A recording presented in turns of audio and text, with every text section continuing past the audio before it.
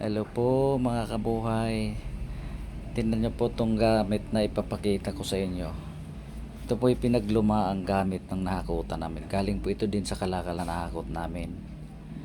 Itong gamit na ito, bihira na po ito ngayon gamitin. Bihira na natin siguro ito makita nga ginagamit pa sa mga tao.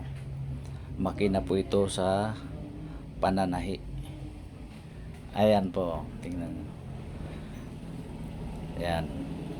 Ngayon, testingin natin kung pwede pa ba siyang gumana.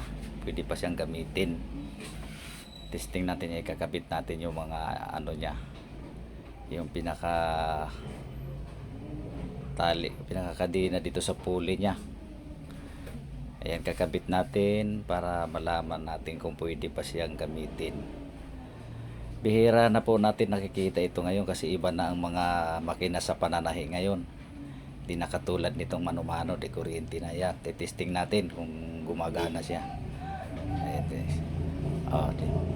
Ayan, pwede pa po. Ayan, gumagana pa siya. Buo pa. Pwede pa po ito mapakinabangan magamit.